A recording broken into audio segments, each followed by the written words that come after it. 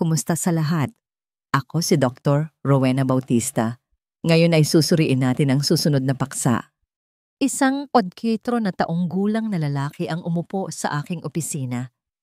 Nanginginig ang kanyang mga kamay, hindi dahil sa sakit, kundi dahil sa isang bagay na mas karaniwan at mas tahimik. Tinitigan niya ako sa mata at sinabing, "Hindi ko alam na sinasaktan ko pala ang aking sarili." Sa loob ng maraming taon, ginawa niya kung ano ang ginagawa ng milyon-milyong kalalakihan ng pribado nang hindi namamalayan ng tahimik na pinsalang idinudulot nito. At hindi siya nag-iisa. Ako si Dr. Rowena Bautista, isang urologist at men's health specialist na may higit sa 3 dekada ng karanasan sa pagtulong sa mga matatandang lalaki na protektahan ang kanilang sigla, intimasya at dignidad. At narito ako upang sabihin sa inyo kung ano ang hindi sasabihin ng karamihan sa mga doktor pagkatapos ng 6 ang masturbasyon ay nagbabago. At kung hindi ka aangkop, maaari itong tahimik na makaapekto sa iyong katawan, isipan, at maging sa iyong pagkalalaki. Sinabihan ka na ito'y natural, hindi nakakapinsala, at maging malusog. Ngunit paano kung sabihin ko sa iyo na ang paraan ng paggawa mo nito ay mas mahalaga kaysa sa iyong iniisip? Sa video na ito, ibabahagi ko ang 5 kritikal na sikreto sa masturbasyon na sanay mas maagang nalaman ng mga matatandang lalaki, mga katotohanang maaaring mapanatili ang iyong sirkulasyon, protektahan ang iyong prostate, at maging muling pag-alab ng iyong kumpiyansa. At manatili kayo sa akin hanggang sa dulo. Dahil ang huling sikreto ay maaaring magbago sa paraan ng iyong pagtanda, pagkonekta, at pamumuhay sa mga darating na taon. Maaaring huli na ang usapang ito, ngunit hindi pa ito tapos. Bago tayo magsimula, kung hindi ka pa nakasubscribe, hinihikayat kitang pindutin ang button na yon at i-on ang bell para hindi ka makaligtaan ng isa pang tapat at angkop sa edad na health tip na ginawa para lamang sa mga lalaking tulad mo. At kung ang paksang ito ay tumutugma sa iyo, i-type ang 1 sa mga komento para ipaalam sa akin na narito ka. Kung hindi, i-type ang 0. Ang iyong feedback ay nakakatulong sa akin na mas mapagsilbihan ka. Magsimula tayo sa pagtuklas sa unang katotohanan. Isang sikreto na tahimik na nagpabago sa buhay ng maraming matatandang lalaki nang sa wakas ay naunawaan nila ito. Sikreto 1. Ang iyong paninigas ay hindi na ang buong kwento at okay lang iyon. Naaalala ko ang sandaling isang matandang Ginoo, 70 taong gulang, ang tumingin sa akin na may halong pagkadismaya at kahihiyan at sinabing, "Doc, hindi ko na magawa ang dati kong ginagawa. Ibig sabihin ba nito ay hindi na ako lalaki?" Nadurog ang puso ko sa tanong na yon dahil ito ay isang paniniwalang naririnig ko mula sa napakaraming lalaki na pumapasok sa aking opisina. Tahimik na nagpapanik tungkol sa isang pagbabago na hindi sila kailanman inihanda. Napapansin nila na ang mga bagay ay hindi na kasing tigas, kasing bilis, o kasing maaasahan tulad ng dati. At sa kasamaang palad, karamihan sa kanila ay ipinapalagay na ito na ang katapusan ng kanilang sexualidad. Ngunit narito ang katotohanan na nais kong matutunan ng bawat lalaki na higit sa angsti nang mas maaga ang iyong paninigas ay hindi na ang buong kwento. At hindi iyon kabiguan, iyon ay ebolusyon. Habang tayo ay tumatanda, natural na nagbabago ang ating katawan.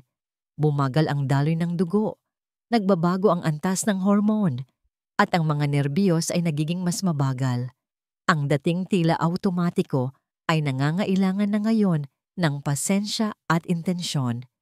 Ngunit hindi ito nangangahulugan na sira na ang iyong sexualidad. Sa katunayan, maaari itong maging mas makabuluhan kaysa dati kapag itinigil mo ang pagsukat nito sa pamamagitan lamang ng katigasan. Ang mundong iyong kinalakhan ay pumuri sa performance, itinumbas ang pagkalalaki sa stamina, at bihirang magbigay puwang para sa kahinaan. Walang sino man ang humila sa iyo sa isang tabi para sabihing, "Hoy, mahalaga pa rin ang kasiyahan, mahalaga pa rin ang koneksyon." At hindi mo kailangan ng perpektong paninigas para magkaroon ng alinman sa dalawa. Nagkaroon ako ng mga pasyente na nag-akala sa loob ng maraming taon na sila ay may depekto, samantalang ang kailangan lang nila ay isang bagong pag-unawa sa kung paano nagbabago ang kanilang katawan. Marami ang hindi namalayan na ang orgasm at paninigas ay hindi iisa. Maari ka pa ring makaranas ng malalim na pagpapalaya, emosyonal na intimasya, at pisikal na kasiyahan nang walang buong tugon na mayroon ka noong 25 ka pa lamang dahil walang nagturo sa atin nito. Maraming lalaki ang nagdurusa sa katahimikan, naniniwalang nawalan sila ng isang bagay na hindi naman talaga nawala, nagbago lang. Ang mahalaga ngayon ay hindi ang performance kundi ang presensya, hindi ang pressure kundi ang pahintulot. Kapag itinigil mo ang paghahabol sa kung ano ang dati at sinimulan mong tuklasin kung ano ang ngayon, binubuksan mo ang pinto sa isang bagong uri ng intimasya, isang nakaugat sa pasensya, pagkausyoso, at paggalang sa sarili. Kaya't napakahalaga ng unang sikretong ito. Nakita ko ang mga buhay na nagbago nang sa wakas ay naunawaan ng mga lalaki na sila ay buo pa rin, karapat-dapat pa rin, at may kakayahan pa ring makaramdam ng kasiyahan kahit na iba na ang landas kaysa dati. At kung pag-uusapan natin ang hindi kailanman sinabi sa karamihan ng mga lalaki, hayaan ninyong ibahagi ko ang pangalawang sikreto. Isa na mas malalim pa. Dahil paano kung sabihin ko sa iyo na ang masturbasyon ay hindi lamang tungkol sa sex, kundi tungkol sa emosyon, memorya, at sa tahimik na paraan kung paano tayo nananatiling konektado sa ating sarili. Ang maririnig mo ay maaring ganap na magbago sa iyong pananaw sa gawaing ito. Kung nanonood ka pa rin at ang mga katotohanan ito ay tumutugma sa iyo, i-type ang numerong 1 sa mga komento upang ipaalam sa akin na narito ka pa rin at nakikinig. Ngayon, magpatuloy tayo sa susunod na sikreto, isa na maaaring magbago sa paraan ng pagtingin mo sa iyong sarili at sa iyong katawan sa isang ganap na bagong liwanag. Sikreto 2. Ang masturbasyon ay hindi lamang sexual. Ito ay emotional at neurological. Hindi pa katagalan, nakaupo ako kasama ang isang retiradong veterano sa kanyang huling bahagi ng 70s. Ang pangalan niya ay Howard. Hindi siya naroon dahil sa isang medikal na emergency. Pumunta siya dahil sa kanyang mga salita. Wala na akong maramdaman, hindi lang sa sexual na paraan, kundi sa pangkalahatan. Sa una, inakala niyang pisikal ang kanyang mga problema, ngunit habang kami ay nag-uusap, naging malinaw na ang kanyang mga gawi ay hindi tungkol sa pagnanasa. Ito ay tungkol sa isang bagay na mas malalim, mas tahimik, at mas emosyonal. Halos gabi-gabi siyang nagmamasturbate, hindi dahil sa pagnanasa, kundi bilang isang paraan upang makayanan ang kalungkutan, mga problema sa pagtulog, at maging ang kalungkutan.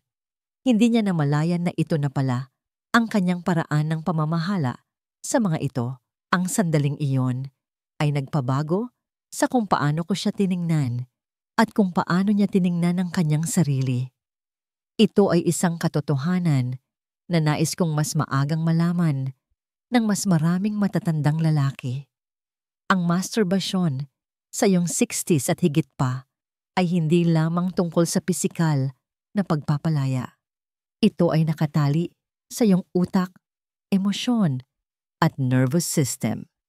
Pagkatapos ng orgasm, naglalabas ang iyong katawan ng makapangyarihang mga chemical dopamine, serotonin, oxytocin. Ang mga chemical na ito ay nagre-regulate ng pagtulog, nagbabawas ng pagkabalisa, at nagpapabuti ng mood, para sa maraming lalaki, lalo na sa mga namumuhay mag-isa.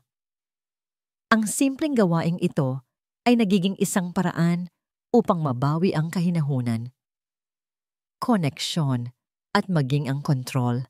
Ngunit kapag ginawa ito ng walang kamalayan, maaari itong dahan-dahang maging isang bagay na hungkag. Iyon ang nangyari kay Howard, na natili ang ritual, ngunit nawala ang kahulugan. Pinalaki tayong maging malakas, itago ang mga emosyon, at maniwala na ang malalim na pakiramdam ay nagpapahina sa atin.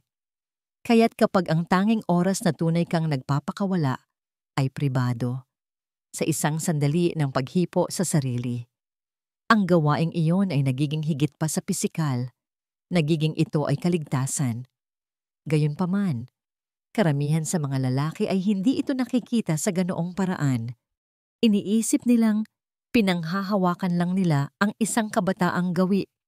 Hindi nila naiintindihan na ang kanilang mga katawan ay umaabot pa rin para sa kapayapaan, hindi lang sa kasiyahan. Ang panganib ay wala sa mismong gawain, nasa paggawa nito ng walang pag-iisip. Kung bumabaling ka sa masturbasyon para lang magpalipas ng oras o takasan ang isang damdaming hindi mo pa napapangalanan, maaari mong dahan-dahang mawala ang kakayahang kumonekta sa iyong sarili sa mas malalim na antas.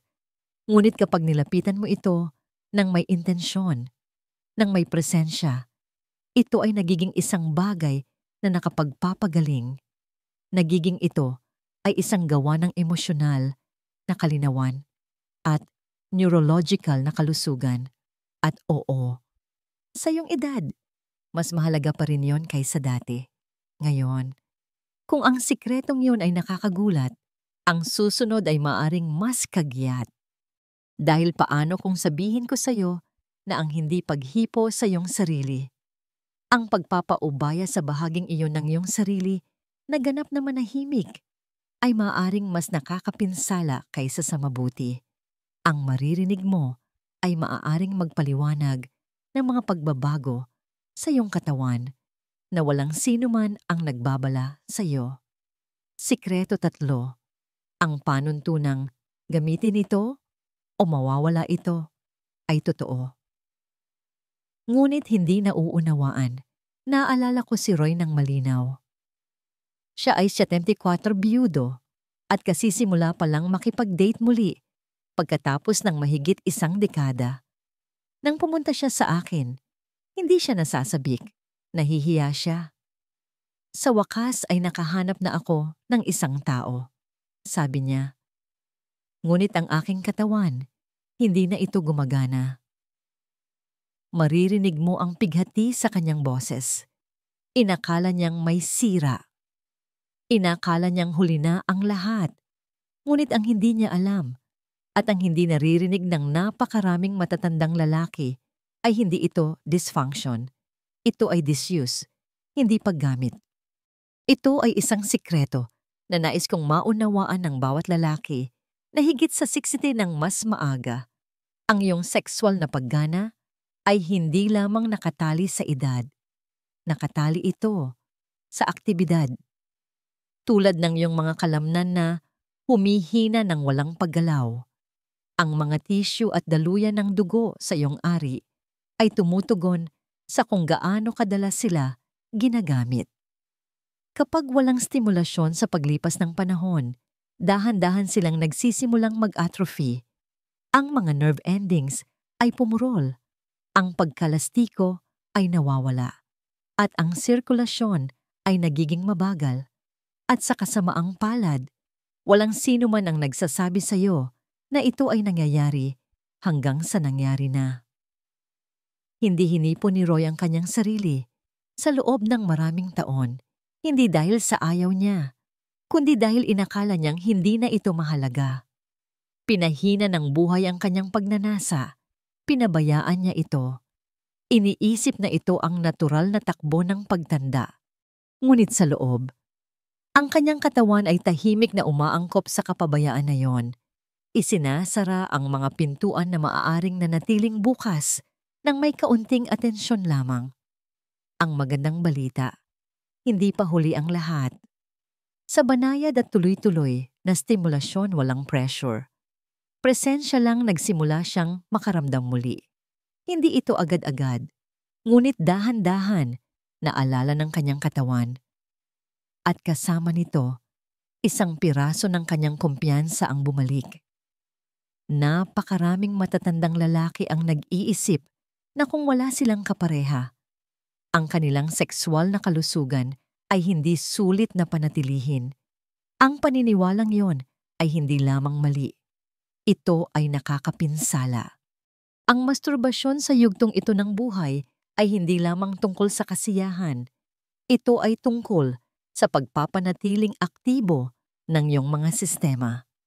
Malusog ang iyong mga tissue at nakikibahagi ang iyong katawan sa simpleng ngunit makapangyarihang katotohanan, mahalaga ka pa rin at gusto pa rin ng iyong katawan na tumugon kung bibigyan mo ito ng pagkakataon. Ngunit kung ang disyuse ay maaaring lumikha ng tahimik na pinsala, paano naman ang kabaligtaran? Paano kung ang paraan ng iyong pananatiling sexual na aktibo ay aktwal na nagre-rewire sa iyong utak sa maling direksyon sa susunod na sikreto? Ipapakita ko sa iyo ang isang bagay na halos hindi nakikita sa buhay ng mga matatandang lalaki, ngunit maaring tahimik na pumupurol sa iyong mga pandama, nagpapababa ng iyong pagnanasa, at nagbabago sa kung ano ang nararamdaman mo tungkol sa tunay na intimasya. Gusto mong marinig ito? Kung nanonood ka pa rin at ang mga pananaw na ito ay tumatama sa iyo, mag-comment ng numerong 1 sa ibaba para ipaalam sa akin na kasama kita. Ngayon, magpatuloy tayo sa sikreto bilang 4. Isa na nagbubunyag ng isang nakatagong gawi na tahimik na nagpapabago sa iyong pagnanasa nang hindi mo namamalayan. Sikreto 4. Maaring sinisira ng porn ang iyong mga sexual reflexes nang hindi mo nalalaman.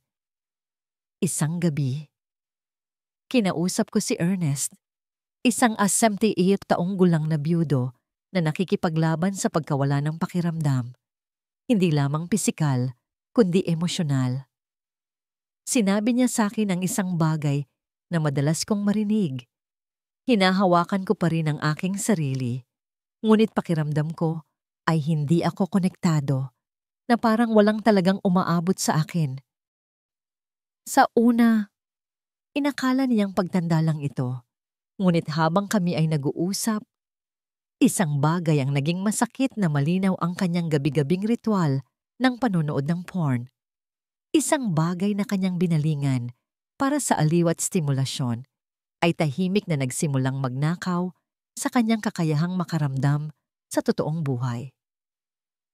Ito ay isang sikreto na sana'y mas maagang nalaman ng napakaraming matatandang lalaki.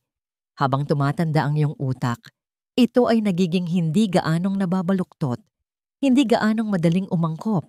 At kung ginagamit mo ang porn bilang iyong pangunahing anyo ng stimulasyon sa loob ng maraming taon, maaaring dahan-dahang umangkop ang iyong utak sa mataas na intensidad at mabilis na gantimpalang input na yon sa kapinsalaan ng tunay na intimasya.